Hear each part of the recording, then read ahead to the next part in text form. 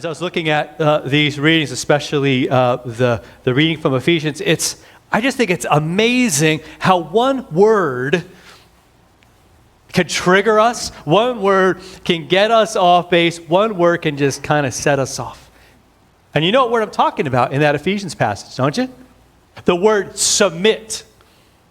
Wives, submit to your husbands. How did that sit with you, ladies? I've had actually brides, as we're getting ready for their wedding ceremonies, say to me, hey, can we skip that passage that talks about wives submitting to their husbands? They don't know it's Ephesians. They've just heard it before, and they're like, none of them have said, like, could we not have it? But they've said, let's do 1 Corinthians instead, the love chapter. I don't want that in my passage. So I used it as an opportunity to talk about what God is talking about in that passage. Because I think it's a beautiful picture of marriage, and I think that our baggage, could we say it that way, our issues with the word submit are the real problem. I don't like anybody telling me what to do, even if it's God. Now, I'll obey him. I'll submit to him when it comes to things that benefit me, right? Like if I believe in him, I'll be forgiven, I'll be free. Yeah, I'm going to obey him in that. I'm going to trust him in that. But what about when he calls me to love somebody who has just run me over? Think about it. Somebody who violates something in your life, who does the unspeakable. When God says, forgive as you've been forgiven. That's tough.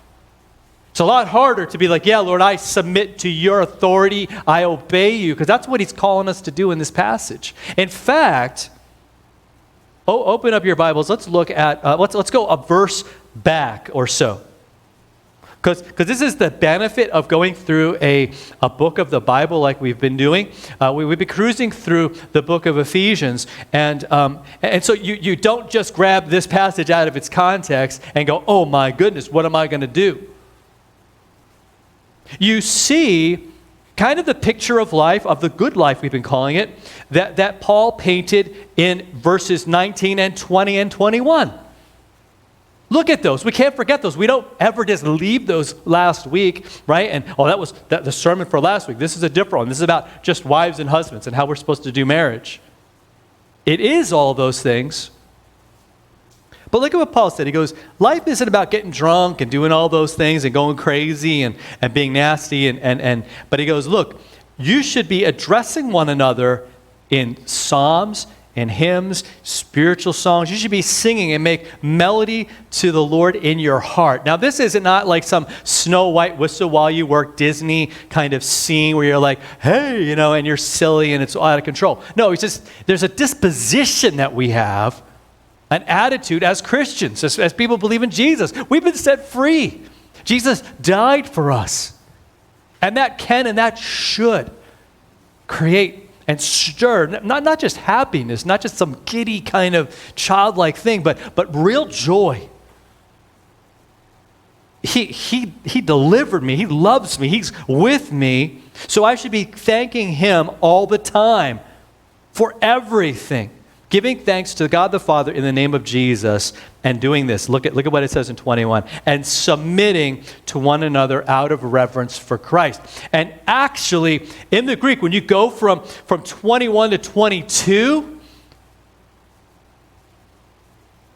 he doesn't leave that behind. It sort of flows right from that. So here's the picture. Me as a husband, my wife, as my wife, did I get that right? Husband, wife, right? We are in our relationship to submit to each other out of reverence for Christ. He's the king. He's the Lord of all, not me, not my wife. So in all things, it's all about him. I lay down my agenda, she does the same.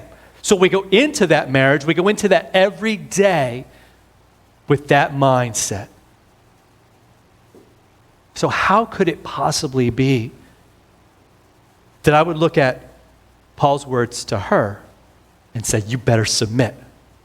Because let me just say this, when that was being read and you nudged your wife a little bit, if you're home, you're on the couch and you nudged your wife a little bit and go, oh, see honey, see what it says? you've gotten the passage wrong and you need to repent. I'm just going to say it. It's true. You're not, because this is not submit in terms of oppression, in terms of, honey, get me a beer, in terms of I'm in control, and no matter what I do, you should just be okay with it. No, and maybe, and I just want to say this, maybe you've come from experiences with that. Maybe you've seen that in your own family. Maybe you see that on TV. You see it in the greater culture, and you're like, man, how could Paul say this? Pastor, how could you? Why didn't you just skip this and get into chapter 6? Because I think if we skip it, we miss an amazing thing that's not just for married couples. Okay, so if you're single, I don't want you to go, okay, well, cool, this is a week off and I don't have to deal with it. God's not really speaking to me. Because you too can bristle at this as well. This idea of submitting to God, to submitting to His authority. Because what that means is it's me saying, Lord, you know better than I do. Like you're more powerful than I am. You call the shots. You know the way forward. So think about this. If in all of your relationships, especially like for me as a husband with my wife, like I need to realize that it's His plan for our life. It's His goal, right? And it's all based on the fact that He loves us and He died for us and He rose for us, and there's nothing that will ever separate us from that. And that is truth every moment of our lives. In all of your relationship, that's true for you. So you approach everything from that standpoint with that kind of setting and context for you. So why would you ever advocate oppressing someone? Like, where would that ever fit? Like, where would that ever be good? You know? And it was weird because I would even read some of the commentaries on this passage. And I'm like, let me get some wisdom because I'm not the smartest guy in the world. And it was interesting because some of them like really just focused on how wives should like respect, and there needs to be that. And I think that's true. I think that, but I think it goes both ways as well.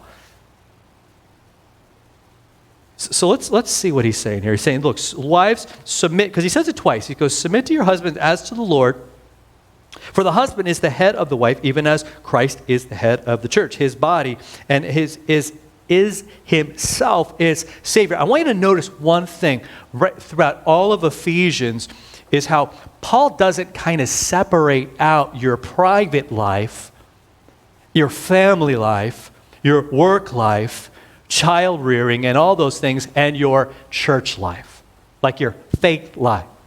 We do that. He does it. God does it. It's just your life. And Christ is your life, right? He has done what we can never even imagine, suffering for us, dying for us, setting us free.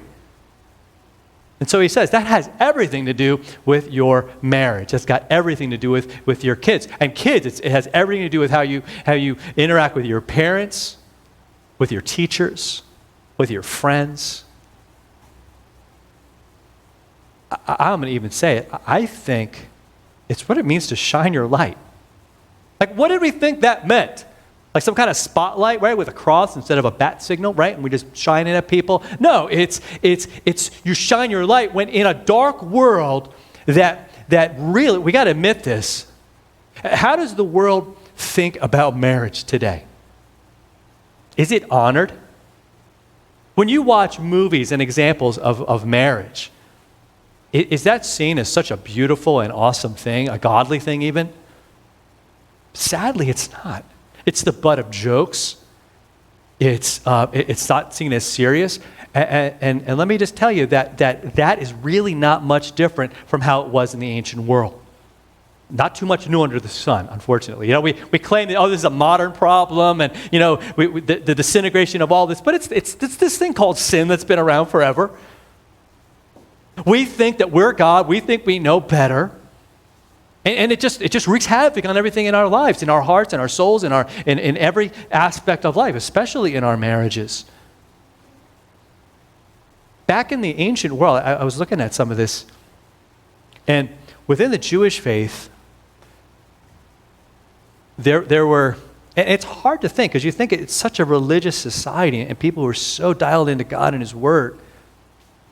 But Jesus had to criticize how some of the Pharisees, some of these religious guys, dealt with marriage.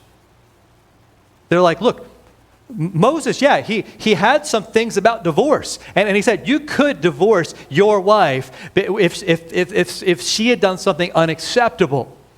And what I think he meant was if she did the most abominable, like heinous act of immorality, then yeah. If that was worst case scenario, yeah, then boom, she's broken that bond.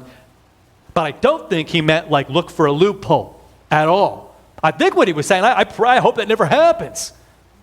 Like it shouldn't happen. You guys love God. You're dialed into the commandments. Love the Lord your God with all your heart, soul, mind, and strength. Love your neighbor as yourself. If both of you are doing that, then you should never, ever have to have a discussion. Like I totally try. I'm going to embarrass my wife here for a minute. I totally trust that she loves me because she loves Jesus. I know that.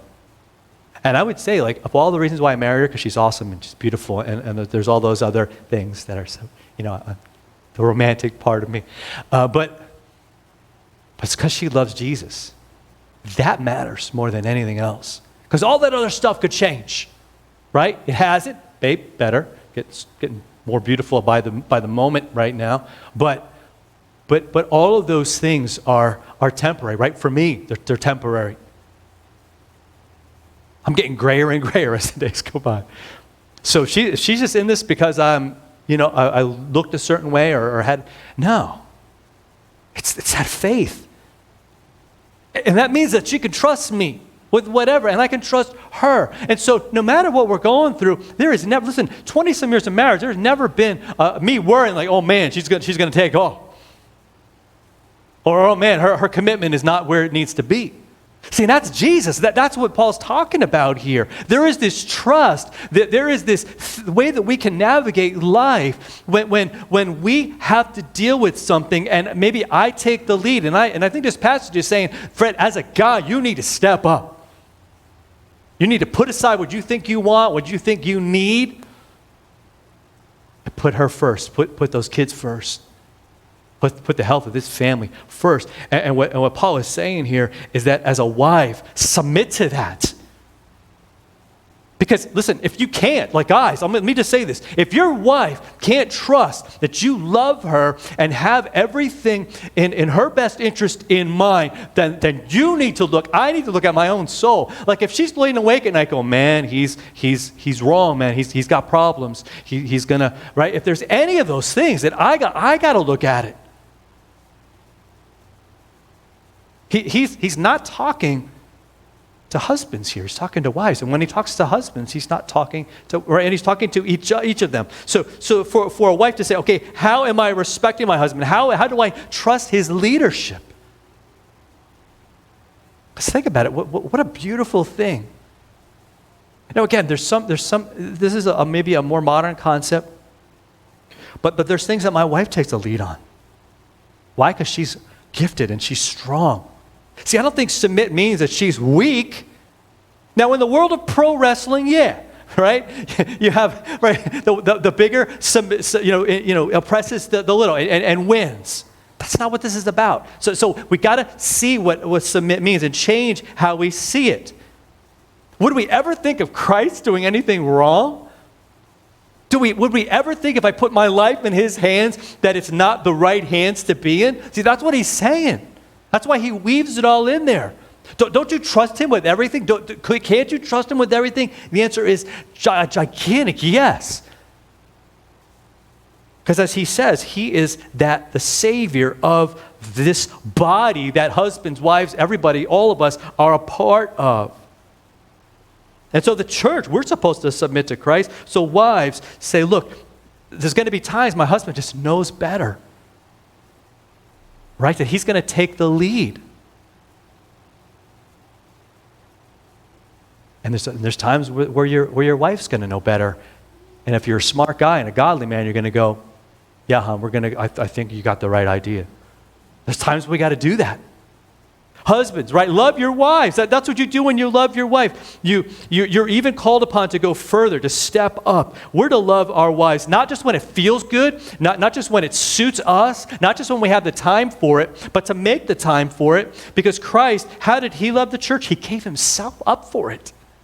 I'll never forget the first time I read this, I thought, man, marriage is going to be tough.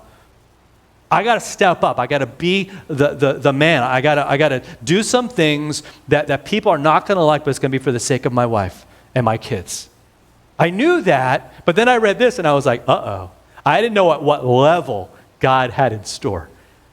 It was for me to give myself up for her, and that's not just be willing to die for them, which I do, but die. Listen to this. Because if some dude takes me out, like if it gets really ugly, like in our world or whatever, and we're in a situation, I'm going to go down swinging. Okay, I'm just going to let you know. There will be perhaps some unpastoral-looking things that will happen, right? Josh, you know, right? That's what will happen. Josh will be like, yeah, you get him, Pastor.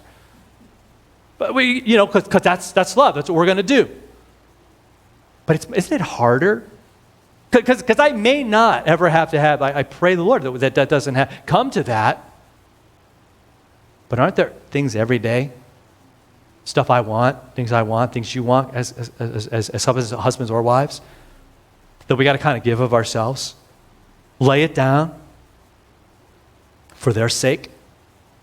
Because that's going to show what Jesus is about. It's going to show that I got no other Lord but him, no other God but him.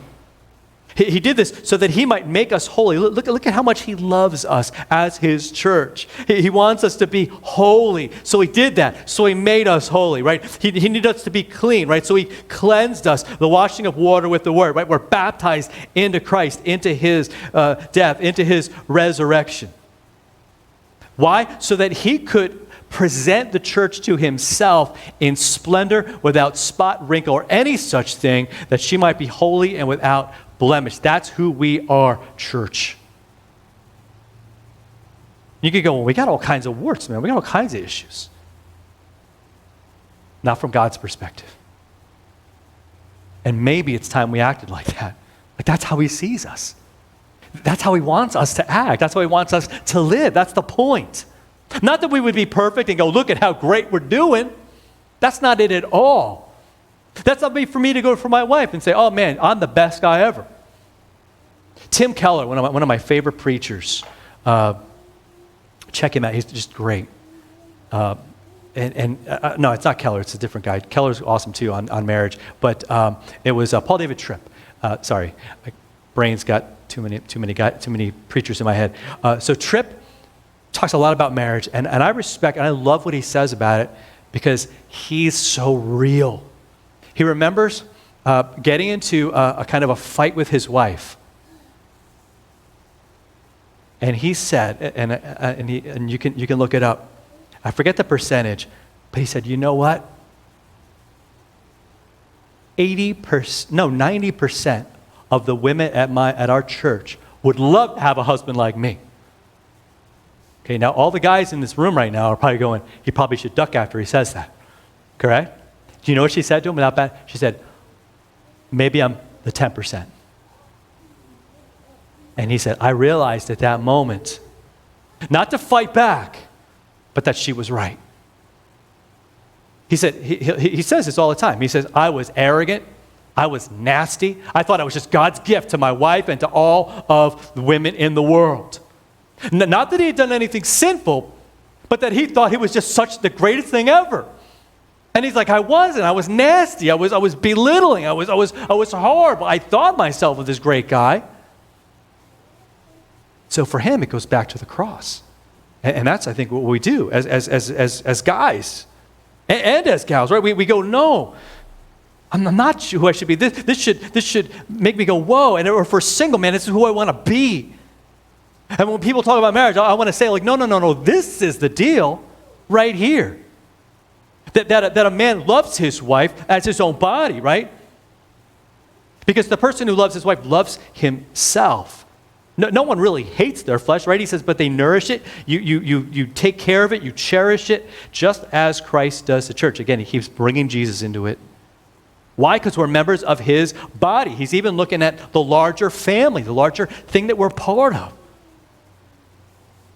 It's almost like anywhere you look, you're going to see like God's design. You're going to see God's standard for this, his idea of what it's supposed to be. People caring about each other, loving each other, putting each other first. And think about this. If you're putting everybody first, like in your marriage, and if your wife is doing the same thing, what don't you have to do? You don't have to demand it. You don't have to do things. You don't have to play games. That's what I love about this passage, because it just obliterates games. So I'm going to be loving so that I can get love.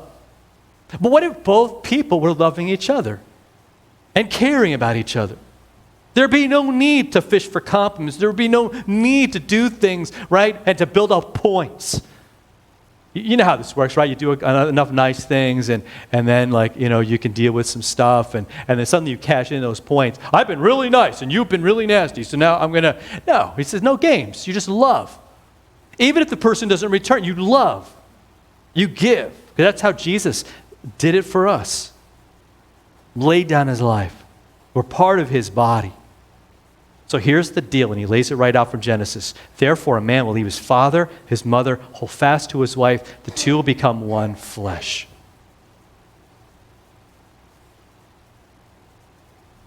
Does one flesh fight for dominance? What happens when something within your body fights for dominance and wants to just take over? It doesn't work. Things go horribly wrong. Now he says this is a profound mystery, but Paul is saying, he's saying, look, I'm saying that it refers to Christ and the church. He wants us to see this as the love that God has, that all that Christ did for his church, bringing it together. However, he goes, I'm also talking about how husbands and wives should treat each other. That each of you love his wife as himself. He boils it down to that. Love your wife. And wives, see that you respect your husband. Not to trade in stereotypes, but I've read a lot of marriage books, and they often boil it down. In fact, there's a book that has this exact title, Love and Respect. And tell me if this is wrong, but by and large, women crave love. Like they need that. Love, love, love. And men, the number one thing that we need is respect, isn't it?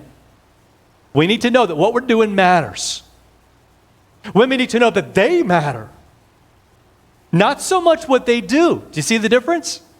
They're just like, accept me for who I am, regardless of what I'm doing, right? Just love me for who I am. Love me because the way Jesus does, and all of that, and just, right, and just pour that into my life all the time. And guys are going, look, I just need to know that what I'm doing here, the sacrifice and these things that I'm doing, that they matter, that you appreciate them, and that you respect me as for what I do. So what Paul is saying is, instead of us having to sort of pull that from each other, what if we just said, hey, I'm going to make that my mission? To make sure that my wife knows that she's loved. That my husband, that the wife would say, hey, I want to know that my husband knows that I respect him, that I care about him. And do you see if both are doing that? Do you see the unity that's there? Do you see the picture and how beautiful it is? I think it's what it means to shine your light. Paul talked about that actually just last week. I mean, what did we think that meant? Just being a nice person?